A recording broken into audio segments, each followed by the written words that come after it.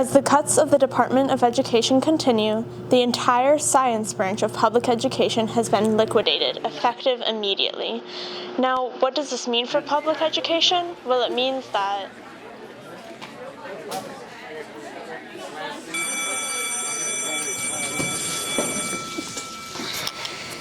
Ew, stop.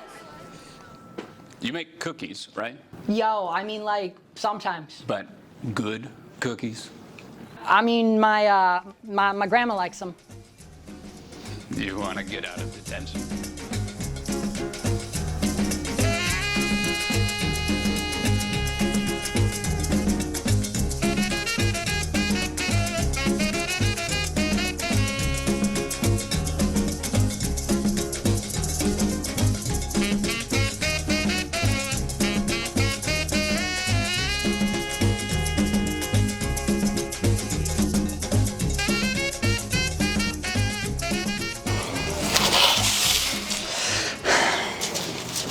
Hey, don't touch the merchandise. They're perfect. Good morning, world, it's a brand new day. I'm packing my bags and I'm getting away. I'm moving my legs and my city tight bones. I gotta get away from the busy man. Hey man, how much sugar are in these cookies? Enough. Yo, you got the money?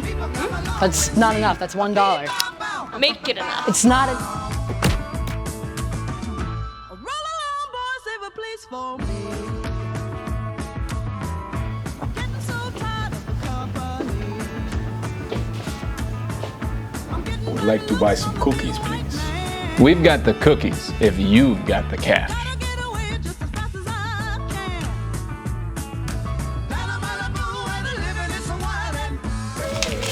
So how much money did we make? We only made like $46. 46?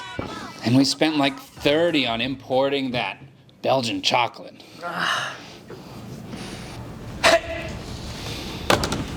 What's going on here? Hey, hey!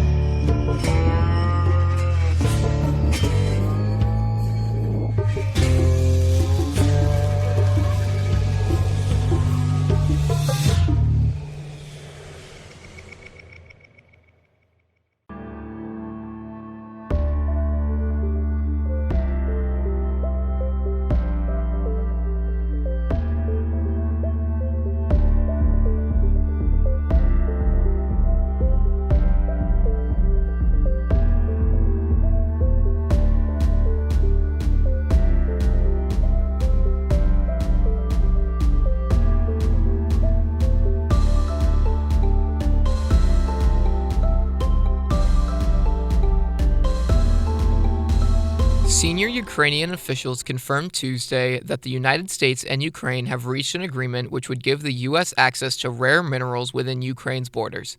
The deal was struck with the hopes of continued U.S. military support for Ukraine. In other news, the state of Texas is experiencing its largest measles outbreak in nearly 30 years, with 124 cases spanning across 9 counties. The virus is affecting those who are mostly unvaccinated and has claimed the life of one child.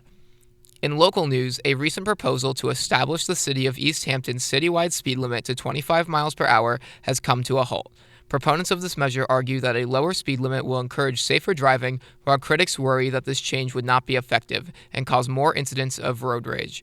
I'm Michael Torno, and thanks for watching. In Northampton, a project to change Main Street is on hold for at least another year. The project, titled Picture Main Street, aims to make the area more modern by adding bike lanes and expanding sidewalks, but local businesses worry about how it might impact their sales. We spoke to representatives of Picture Main Street, as well as a representative of Save Paradise City, a movement trying to hold Picture Main Street to citizens' interests.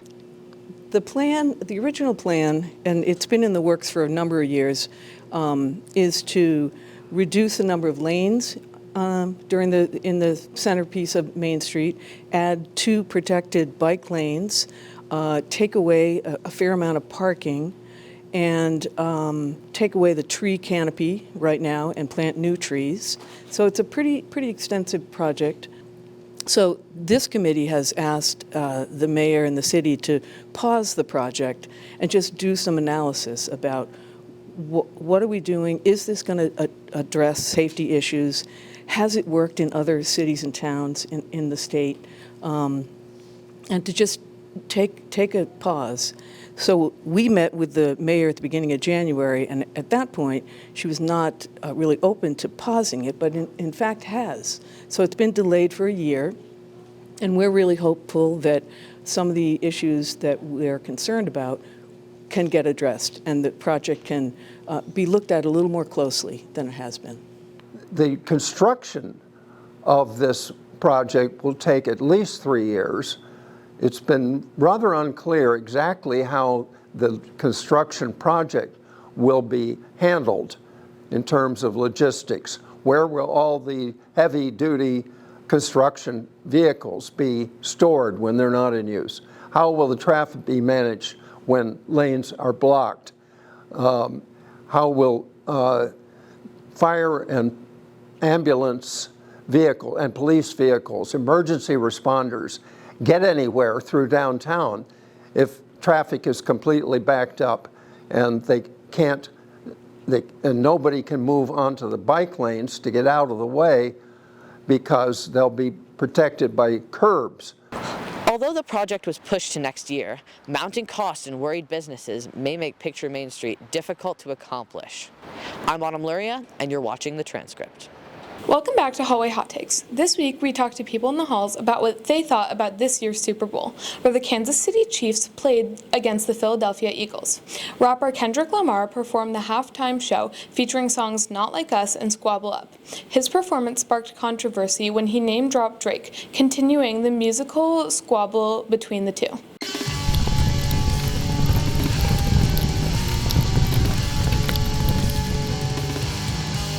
What were your opinions on this year's halftime show? I thought it was great. I really liked Samuel L. Jackson playing Uncle Sam. I thought that was really well done. I think it was great. It was a 10 out of 10, a bunch of symbolism, and if you don't think it was good, then obviously you missed all the symbolism, and they're proving us right. I thought it was boring, and I did not like the America theme. I don't know what was up with that, but I didn't like it. I didn't watch it. Can you rate Kendrick Lamar's bell bottoms for me? I'm gonna give them a 9 out of 10. Oh, okay. Yeah, could be better. They made him look really short, so probably like a 6. I love them. They look great on him. They were doing something for him. I personally love them. Anybody who said they weren't good, they're lying because they looked really good. And they worked well with the outfit too, so. They were really bad. They were not flattering at all. If you had to choose Kendrick Lamar or Drake? Kendrick. Kendrick. This might be a hot take, but I like Drake's music better, so Drake. I don't care. Get this down, one more. Junior!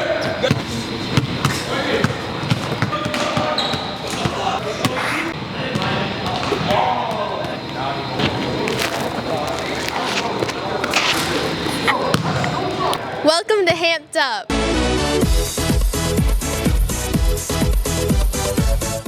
Welcome back to Hamped Up. This week we'll be interviewing the girls basketball team. We have interviews from team captains and players. We asked them questions about how they feel about their season and the playoffs. This season differs from last year because we had to refill the spots from losing a lot of our seniors.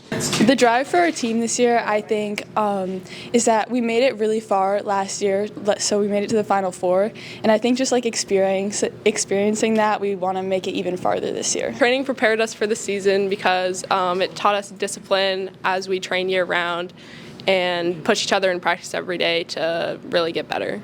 I think my role as captain has helped the team, and like I've been there for 5 years. Like I think I know like how to give them advice when they're not feeling great about like what the coaches are saying to them or something like that.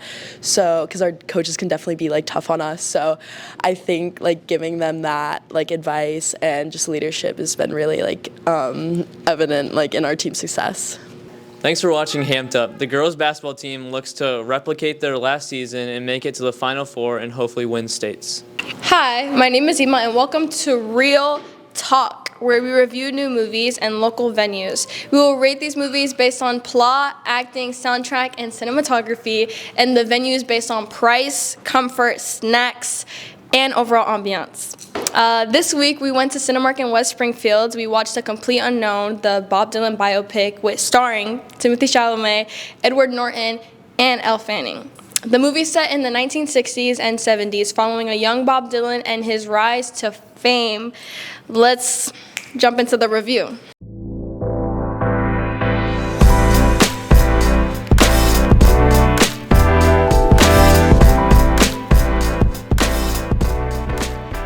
Honestly, I low-key messed with it. I had never really known anything about Bob Dylan in the past. I really liked it. It was really interesting and easy to follow. I didn't know much about him either, so it was interesting learning about him while watching the movie. The beef with turning folk music into kind of more modern rock, seeing how he was trying to kind of break these boundaries and push through that, and just the people around him were just hating on him. Overall, we're gonna give the plot a 4.5 out of 5 stars.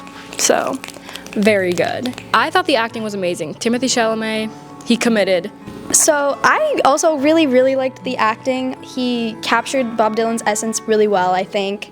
Elle Fanning was also really amazing. She was it was very emotional, and I feel like she really captured the emotion really well. I think overall, majority rules 5 out of 5 stars for acting. Obviously, the soundtrack to this movie was amazing. I think they captured the essence of New York City in the 60s very well. I liked the overall aesthetic of it. Everything was kind of the times. They made sure that everything was kind of fit in that time. And the score, beautiful.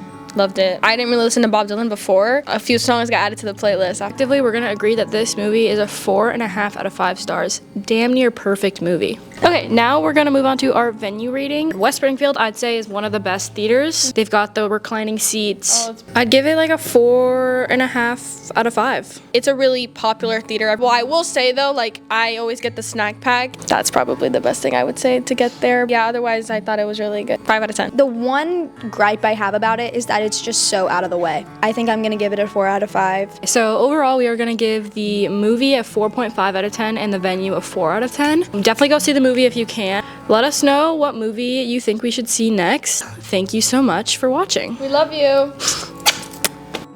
Today, February 28th, is a day of economic blackout organized by the People's Union USA.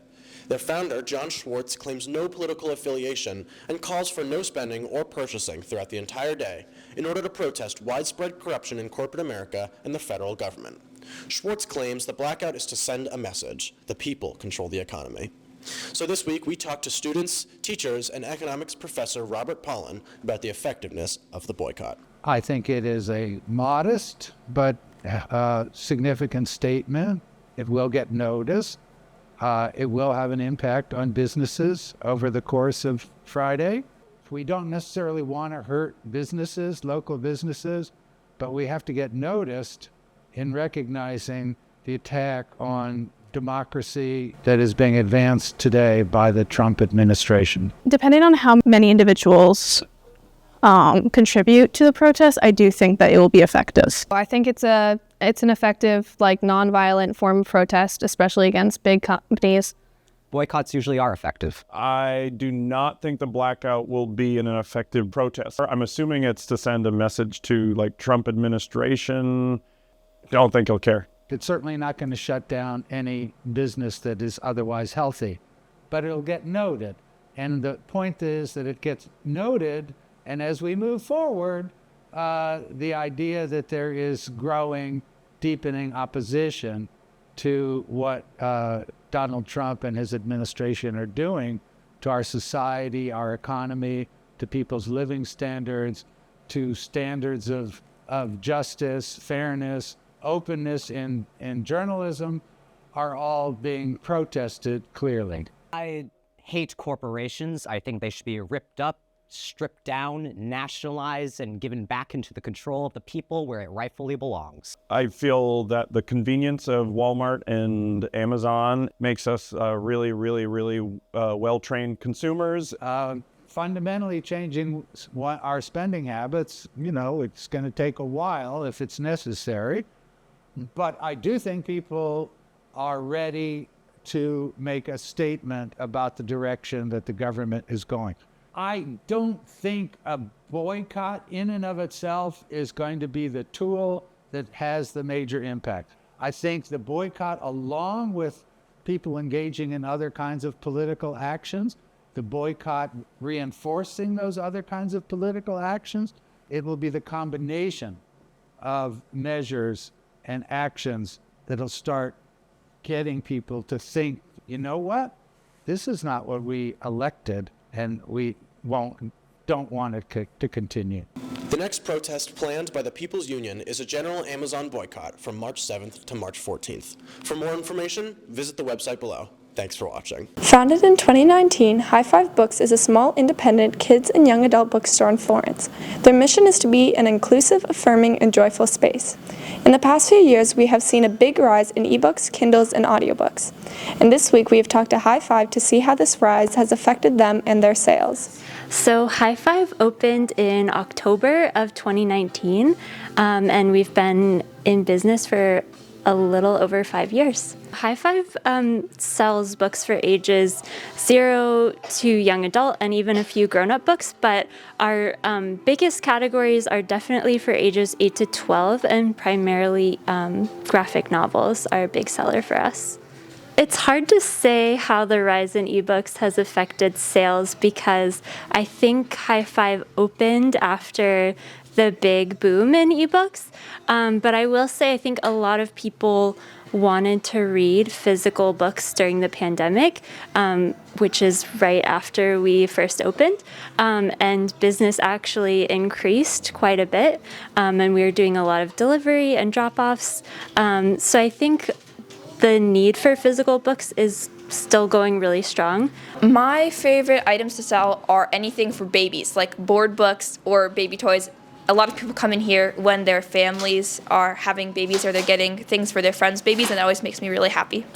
I chose to work at High Five because I started coming here during the pandemic, and Kinsey and Lexi and all the people working here, like, they always remembered my name and were always so happy to see me and always wanted to talk about books or whatever else I was interested in, and I just knew that it's a very calm and accommodating space to work, so I knew that it would be a good place for me to spend my time. I love working in a physical store because it means that we get to talk to customers and like bond over books and stuff instead of it just being through the internet. You can find High Five at 141 North Main Street in Florence or online at High Five Books. Thank you for watching.